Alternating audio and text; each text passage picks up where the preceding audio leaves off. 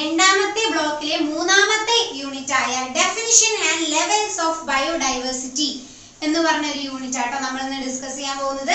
Okay, so പേര് പോലെ തന്നെ ഈ ഒരു യൂണിറ്റിൽ ആകെ നമ്മൾ പഠിക്കാൻ പോകുന്നത് അല്ലെങ്കിൽ ആകെ നമുക്ക് ഇമ്പോർട്ടന്റ് ആയിട്ട് പഠിക്കാനുള്ളത് ഡിഫറെന്റ് ടൈപ്സ് ഓഫ് ഡൈവേഴ്സിറ്റീസ് ആണ്. ഓക്കെ, ഒരുപാട് തരത്തിലുള്ള ഈ ബയോഡൈവേഴ്സിറ്റിയിൽ തന്നെ ഒരുപാട് ഡൈവേഴ്സിറ്റികൾ നമുക്ക് കാണാനായിട്ട് സാധിക്കുന്നുണ്ട്. മനസ്സിലായല്ലോ?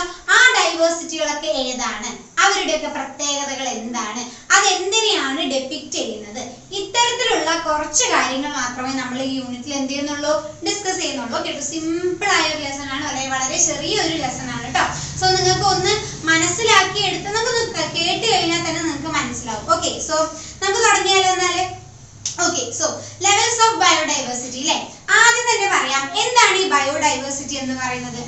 ബയോഡൈവേഴ്സിറ്റി എന്തിനാ, നമ്മുടെ ഈ ഭൂമിയിലുള്ള ഒരുപാട് വെറൈറ്റീസ് ഉണ്ട്. അതായത് ജീവിച്ചിരിക്കുന്ന ജീവജാലങ്ങളിൽ തന്നെ ഒരുപാട് ഡൈവേഴ്സിറ്റികളും ഒരുപാട് വെറൈറ്റീസും ഉണ്ട്. അതേപോലെ തന്നെ നമ്മുടെ ഈ ഭൂമിയിലെ ഒരുപാട് റിച്ച്നെസ് ഉണ്ട്. ഓക്കെ, ഭൂമിയിലെ റിച്ച്നെസ്സും അതുപോലെ തന്നെ ഡൈവേഴ്സിറ്റികളും ഡിഫറെന്റ് ടൈപ്സ് ഓഫ് ഡൈവേഴ്സിറ്റികളും അല്ലെ, ഡിഫറെന്റ് ടൈപ്സ് ഓഫ് റിച്ച്നെസ്സും എല്ലാതും അടങ്ങിയ നമ്മുടെ ഈ ഭൂമി ഉണ്ടല്ലോ, അതിനെ മുഴുവനായി നമ്മൾ വിളിക്കുന്ന പേരാണ് എന്ത്, ബയോഡൈവേഴ്സിറ്റി. മനസ്സിലായല്ലോ?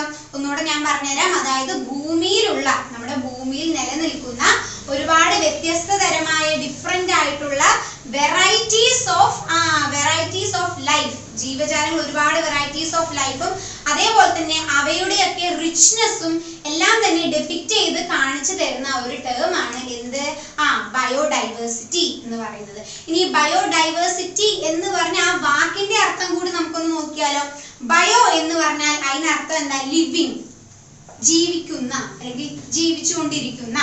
അതേപോലെ തന്നെ ഡൈവേഴ്സിറ്റി എന്ന് പറഞ്ഞാൽ എന്താ, വേരിയേഷൻ. മനസ്സിലായല്ലോ? ഇങ്ങനെയാണ് ബയോഡൈവേഴ്സിറ്റി എന്ന വാക്ക് ഉത്ഭവിക്കുന്നത്.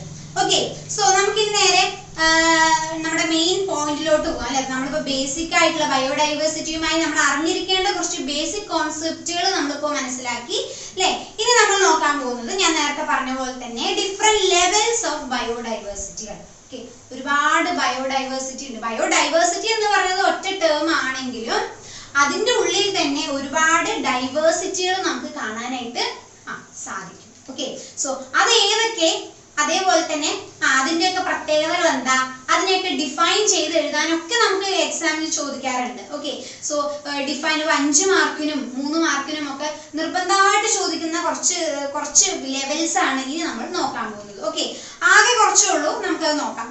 ആദ്യം നമുക്ക് നോക്കാം സ്പീഷീസ് റിച്ച്നെസ്. ആദ്യം തന്നെ നമ്മൾ പഠിക്കുന്നത് എന്താണ്, സ്പീഷീസ് റിച്ച്നെസ്. പേര് പോലെ തന്നെ ഈ സ്പീഷീസ് റിച്ച്നെസ്സിൽ നമ്മൾ നോക്കുന്നത് it is the measure of the number of species found in a community. മനസ്സിലായല്ലോ? ഒരു കമ്മ്യൂണിറ്റിയിലുള്ള സ്പീഷീസുകളുടെ എണ്ണം. ഓക്കെ, സ്പീഷീസുകളുടെ എണ്ണത്തിന്റെ മെഷർമെന്റിനെയാണ് നമ്മുടെ സ്പീഷീസ് റിച്ച്നെസ് കൊണ്ട് നമ്മൾ ഉദ്ദേശിക്കുന്നത്. മനസ്സിലായല്ലോ? ഒന്നുകൂടെ പറഞ്ഞുതരാം.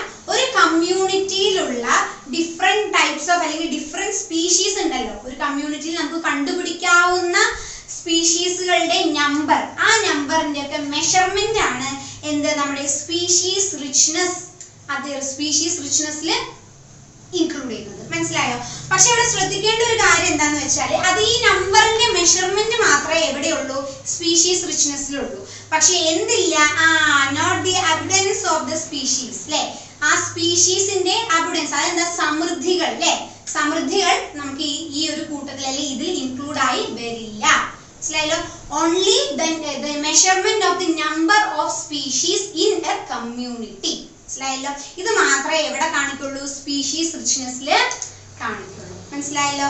എന്നാൽ ഇനി ഇതിന്റെ തൊട്ട് പിറകെ വരാൻ പോകുന്നത് സ്പീഷീസ് ഈവൻനെസ്. എന്താണ് സ്പീഷീസ് ഈവൻനെസ്? ഇതിലാണ് എന്ത് കാണിക്കുന്നത്?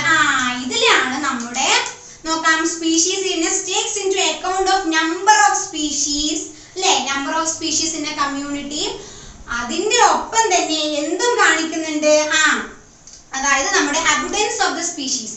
ഒരു കമ്മ്യൂണിറ്റിയിലുള്ള സ്പീഷീസിന്റെ എണ്ണം, ആ എണ്ണത്തിന്റെ മെഷർമെന്റും കാണിക്കുന്നുണ്ട്.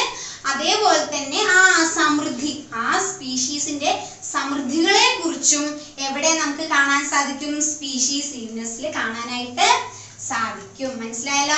ഇത് രണ്ടും നമുക്ക് തീർച്ചയായിട്ടും നമുക്ക് എക്സാമിന് 5 മാർക്കിനും 3 മാർക്കിനും ചോദിക്കാറുണ്ട്. ഓക്കെ, എങ്ങനെ മിനിമം ഒരു 3 മാർക്കിനെങ്കിലും ഇത് ചോദിക്കാറുണ്ട്. ഓക്കെ, ഇത് രണ്ടും താരതമ്യപ്പെടുത്തുക, അല്ലെ ഇത് രണ്ടിന്റെ വ്യത്യാസം എന്താ? വ്യത്യാസം ഒന്നുമില്ല, സിമ്പിൾ ആണ്, അല്ലെ? നമ്മുടെ സ്പീഷീസ് ഈവൻനെസ്സിലെ അബുണ്ടൻസ് ഓഫ് ദി സ്പീഷീസ്, സ്പീഷീസുകളുടെ സമൃദ്ധികൾ കാട്ടുന്നു, എന്നാൽ സ്പീഷീസ് റിച്ച്നെസ്സിൽ അത് കാട്ടില്ല. അത്രേ ഉള്ളൂ ഈ രണ്ടെണ്ണം തമ്മിലുള്ള വ്യത്യാസം. ഓക്കെ, സോ നമുക്ക് ഇനി അടുത്ത ഡൈവേഴ്സിറ്റിയെ കുറിച്ച് നോക്കാം, അല്ലെ? Alpha diversity. എന്താ ആൽഫ ഡൈവേഴ്സിറ്റി? ഇതിൽ കാണിക്കുന്നത് ഇത് എന്താ റെഫർ ചെയ്യുന്നത് നോക്കാം. To the diversity within a particular area or ecosystem. മനസ്സിലായല്ലോ? ഒരു പർട്ടിക്കുലർ ഏരിയയിലുള്ള ഡൈവേഴ്സിറ്റി അല്ലെങ്കിൽ ഒരു പർട്ടിക്കുലർ എക്കോസിസ്റ്റത്തിലുള്ള ഡൈവേഴ്സിറ്റി മാത്രം കാണിക്കുന്ന ഒരു ടൈപ്പ് ഓഫ് ഡൈവേഴ്സിറ്റിയാണ് ഏത്? Alpha diversity. മനസ്സിലായല്ലോ?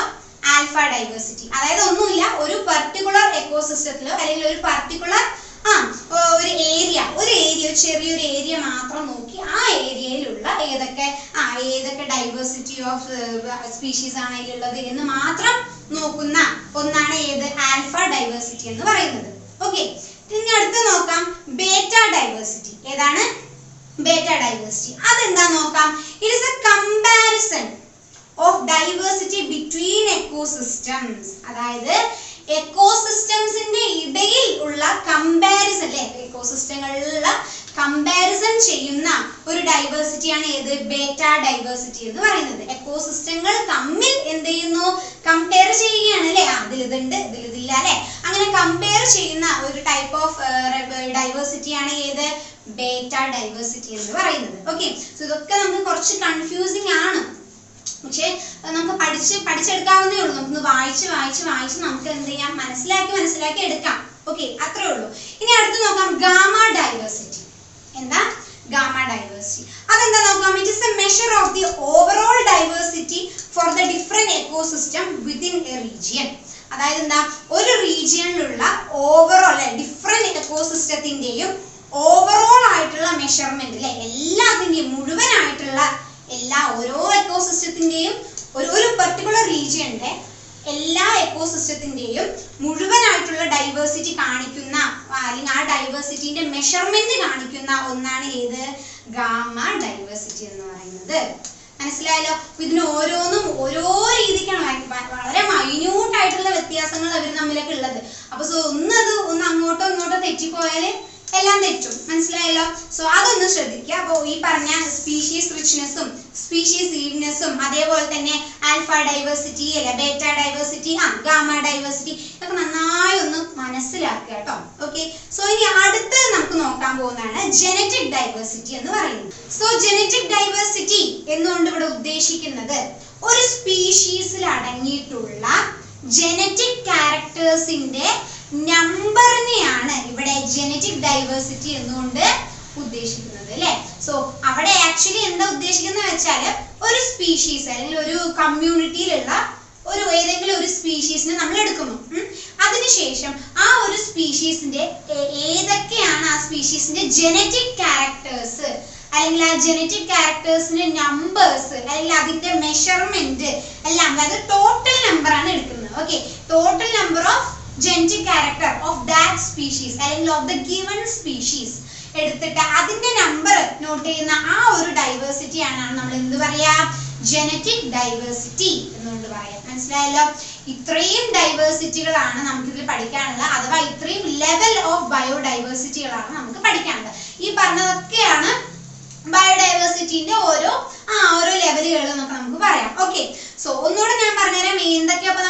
പഠിച്ചത് സ്പീഷീസ് റിച്ച്നെസ്, സ്പീഷീസ് ഈവ്നെസ്, അതുപോലെ തന്നെ ആൽഫ ഡൈവേഴ്സിറ്റി, ബേറ്റ ഡൈവേഴ്സിറ്റി, അതേപോലെ തന്നെ ഗാമ ഡൈവേഴ്സിറ്റി, മാത്രമല്ല ജനറ്റിക് ഡൈവേഴ്സിറ്റി അല്ലേ. സോ ഇതിന്റെ ഒക്കെ എക്സ്പ്ലനേഷൻ നമുക്കറിയാം, എല്ലാം പേര് പോലെ തന്നെ. ഇപ്പൊ ജനറ്റിക് ഡൈവേഴ്സിറ്റി എന്ന് പറഞ്ഞാൽ എന്താ കാര്യം മാത്രം നിങ്ങളൊന്ന് മനസ്സിലാക്കുക. അപ്പൊ നിങ്ങൾക്ക് എക്സാമിൽ എന്ത് ചെയ്യാൻ പറ്റും, ഓൺവേർഡ്സിൽ അല്ലെ നമുക്ക് സ്വന്തമായിട്ട് തന്നെ എഴുതാൻ സാധിക്കും. മനസ്സിലായല്ലോ? ഇത്രയും കാര്യങ്ങളാണ് ഈ ഒരു യൂണിറ്റിൽ നമുക്ക് പഠിക്കാനുള്ളത്. നന്നായി ഇത് പഠിക്കുക തന്നെ വേണം. ഇത് ഭയങ്കര ഇമ്പോർട്ടന്റ് ആണ്. എന്തായാലും 3 മാർക്കോ അല്ലെങ്കിൽ 5 മാർക്കിന് ഷുവർ ആയിട്ട് ഇത് ചോദിച്ചിരിക്കും. അല്ലെങ്കിൽ ഈ പറഞ്ഞ ലെവലുകളിൽ ഏതെങ്കിലും ഒരു ലെവലിനെങ്കിലും തെരഞ്ഞെടുത്തിട്ട് എന്ത് ചെയ്യും, നമുക്ക് ചോദിക്കാറുണ്ട്. ഓക്കെ, സോ നമുക്കിനി മറ്റൊരു ക്ലാസ്സിൽ കാണാം. ഓക്കെ, സോ ഇത് ഇത്രയേ ഉള്ളൂ. നമുക്കിനി ഇനിയുമുണ്ട് നമ്മുടെ ഈ രണ്ടാമത്തെ ബ്ലോക്ക് എന്ന് പറയുമ്പോൾ മുഴുവനായിട്ടും ബയോഡൈവേഴ്സിറ്റിയെ കുറിച്ച് മാത്രമാണ് നമ്മൾ പഠിക്കുന്നത്. ഓക്കെ, സോ നമുക്കിനി അടുത്തൊരു ക്ലാസ്സിൽ അടുത്തൊരു വീഡിയോ ആയിട്ട് കാണാം. Okay, so bye and thank U.